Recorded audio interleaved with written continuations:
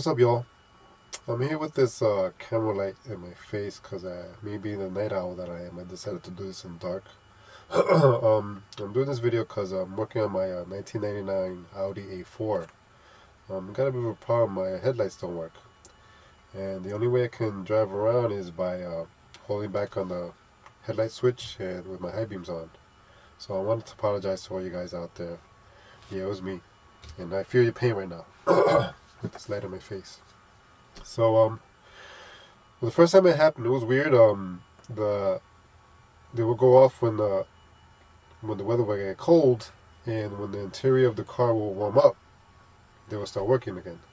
So I just imagined there was a switch where there was some side switch with some copper contacts that would contract when the weather would get cold, and once it warmed up, they would expand and make contact. So I bought the switch, I replaced it, and it worked. The only thing, I bought a used part there, and it lasted about a year. Now it's acting up again. So now I'm going to once again remove the headlight switch, which involves taking the steering wheel out. So there's a few tools you're going to need for that: Allen wrench keys and some Torx wrenches. I bought this set in I bought this set in AutoZone because you're gonna need the largest one of this. I think it's this one, I believe. I forget which one, but this is a cool set of tools to have. And this is my wrench keys, because you're gonna need to remove the airbag first, and there's two screws holding that back here, and you're gonna need the Allen wrench keys to take that out. You gotta disconnect the battery, which I've already done, because you don't want to set the airbag off and all the sensors. You want to make sure that when you're doing this, your wheels are straight and your steering wheel is in the straight position too, because when you want to put everything back, you want to make sure everything's aligned properly. So I'm going to go ahead and start this to remove the airbag and all the I'll show you all the connections that are in there. And then, so I'm going to pause the video and start it up again.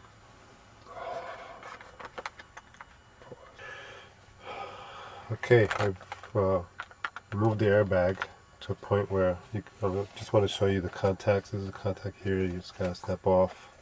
Some electrical contacts here. These are the two screws that were holding it. I used the number 4 Allen wrench key, a metric size. One of these guys, that's number 4. So I guess I'll be showing this in little snippets and just go step by step where I'm at. Alright. Okay, now with the airbag out of the way, I'm going to remove the steering wheel by loosening this collar nut. This is a number 55 Torx that I'm using. Once I get the steering wheel off, we'll go to the next step. Alright.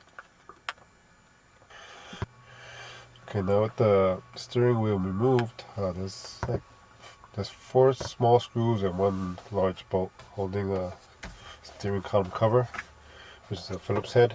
And you want a Phillips head. 2 here, 1 on each side here, and then the second Allen wrench bolt underneath here that you need to remove. Okay. Okay, now the cover's off. This bottom cover kind of dangles there. Once it's out the way, you're good. Just need the top part off. There's another Allen wrench bolt you have to loosen. Just loosen it. Don't take it out.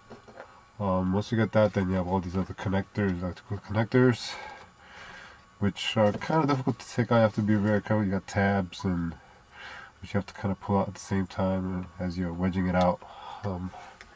It's like maybe 5 or 6. There's one for the airbag again, but once you get those electrical connectors off, then you'll be able to remove the headlight switch, so you can get access to there. That way, then we'll be doing some more surgery. All right. Okay, so out.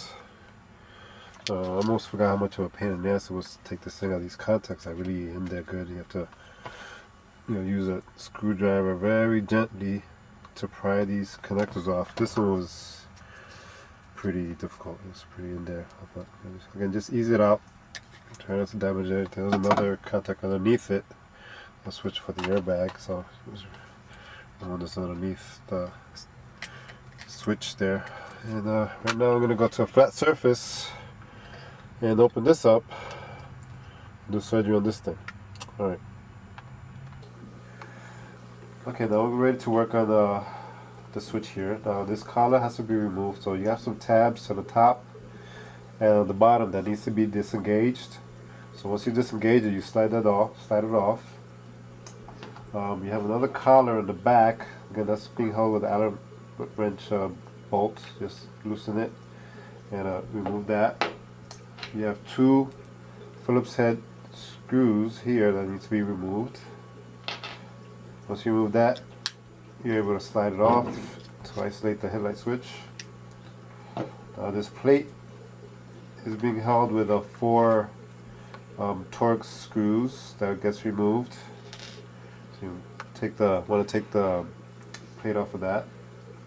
Now here lies a problem. This slide switch seems to be the culprit here. You have the contacts there that are not making proper contact to turn the headlights on. So we want to carefully remove these parts and make sure you get the orientation that we put it back together.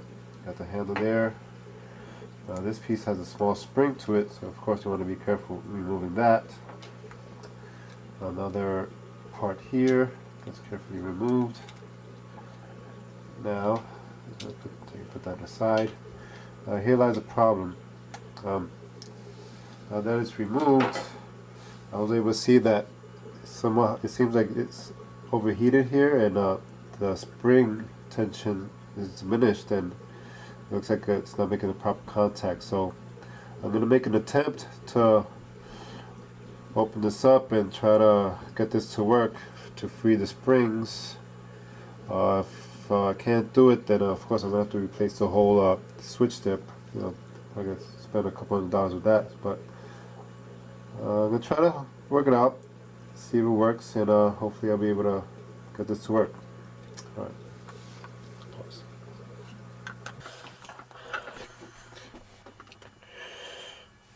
Alright, so I used a little ingenuity to work on that one slide switch. I freed up the springs as best as I could. Did a little sanding down of the contacts, cleaned up all the other contacts from inside that switch, and put everything back together. Hopefully you won't have any extra screws, but it's pretty simple putting it back together.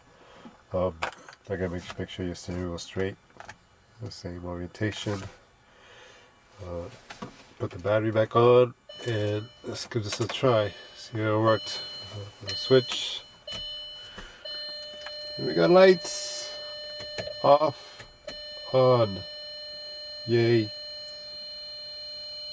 So she works. So is that the problem? Is that slide switch that seems to be defective. But once you identify the problems with that slide switch, whether it's burnt out or whatever, if there's it was beyond repair, you have to get the whole headlight switch. And I recommend getting a new switch if you ever go around getting it. Don't get anything used, because you're gonna end up with the same problem again. And well, if you're up to it and you're willing to do all this crazy work, it's up to you. But again, from what I gathered, it was the switch. It's not the lights, it's not the relay, it's not the fuse, it's the headlight switch. Alright, so good luck out there. Bye.